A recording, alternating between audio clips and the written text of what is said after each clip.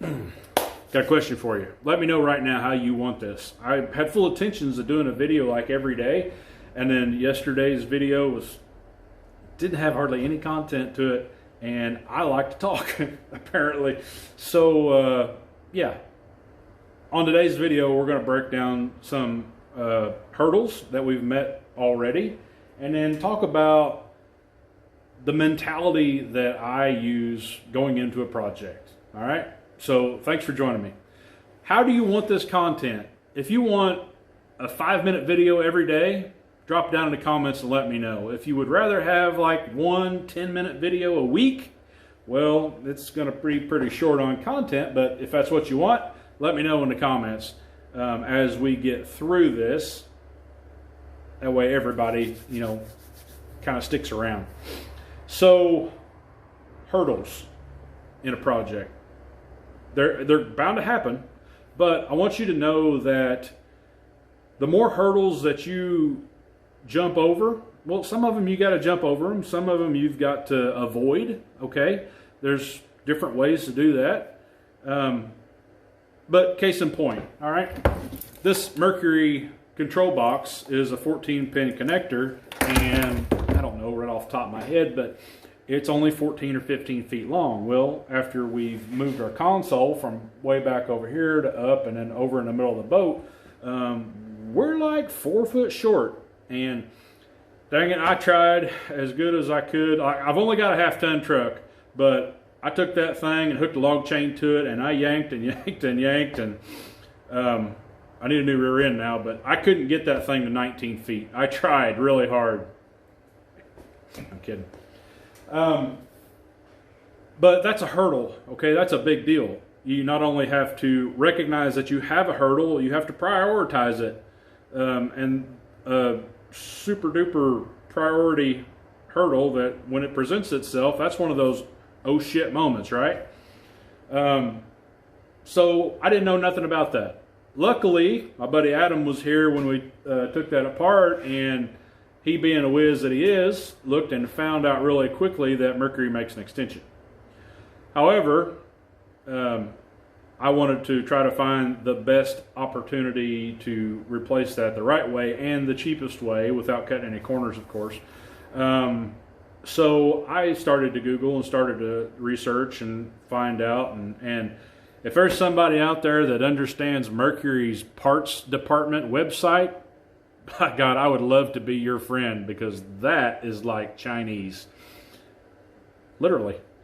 So anyway, I don't have to replace the whole cable.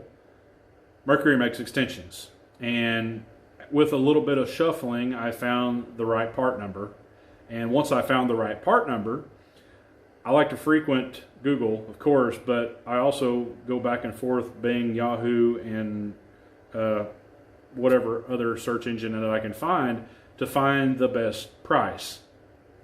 Luckily, I found a 6-foot cable at a wholesaler, and it was cheap.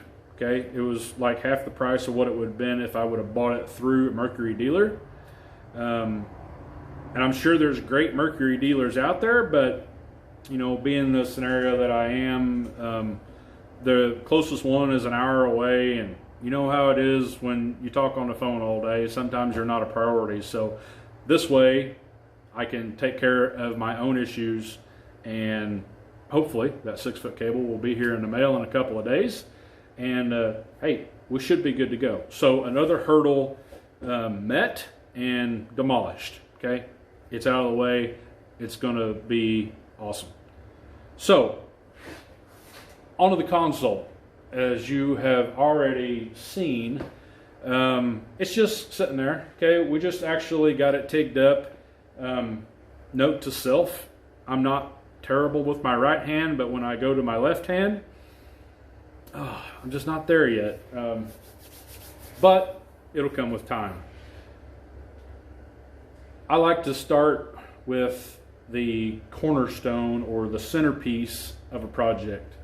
It's usually the most important, but everything else kind of blends around it, if you will, especially in a center console. It's the first thing and the last thing that you look at, so it has to be functional. It has to be the right size. It has to have as much space as possible. And to complicate things, we're actually going to put a little over half of that 40-gallon fuel tank inside this console. So I'm going to put my fill neck and my vent, okay, up through the same, actually up on top of the center console. Jet boats like to have all their weight in the center as much as possible. So, knowing that, everything's going directly in the center of the boat. The batteries, the fuel, the console, everything. Even the live well. So, yeah, that will give this owner the ability to, whatever he's putting in the boat, then it's up to him to kind of move weight around to get the best ride possible. So, that was a lot really quick. There's 6 minutes. What do you think? Let's take a walk around and I'll get you guys out of here and let me know what you think about the build so far. So our console is 40 inches tall, which is 18 inches above the deck. Okay, I'm going to put some sort of door on the back here, but like half of that space inside is going to have the fuel tank in it. All right. Of course, I got to do my floor pans and stuff, but the reason that I'm doing it this way, this floor is in good shape right now, but it's old, and sooner or later somebody's going to have to take this out. So originally we were going to go with a full 8-foot deck, which is right here, but up here we got like a 6'10" deck, 6'11", I don't know, something like that, and that's going to be big enough. It's good. Now I could have, you see the ribs over there, but this one's covered up. I could have taken this floor out and gone back to this rib and moved this stuff back, but I think we're good right here.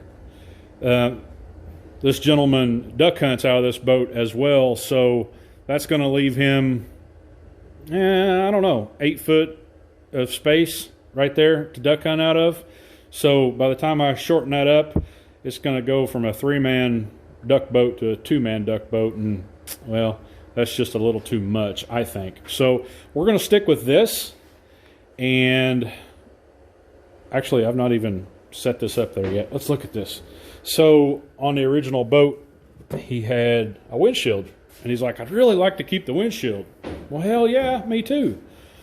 So Bob's your uncle. There you go. And my God, son, she's a looker. Oh my. We're seeing this together for the first time. That's that's cat's ass right there. And we're going to turn this and make this thing look a little G3-ish. Wow, look at those lines.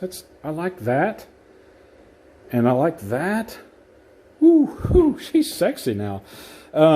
So yeah, to go a little G3-ish, we're going to either come off right in here somewhere, and we're going to make a hoop, make a grab bar.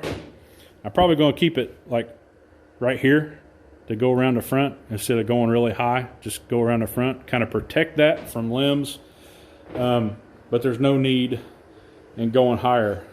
And actually, Ethan, if you're watching this, bud, I mean, we nailed this because your motor and the top of your windshield is like the same height. Of course, I meant to do that, right?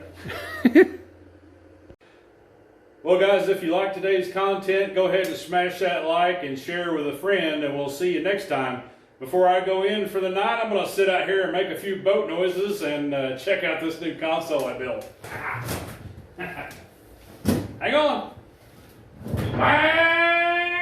Oh yeah, this is going to be killer. I can see around the side of it, look through, stand up.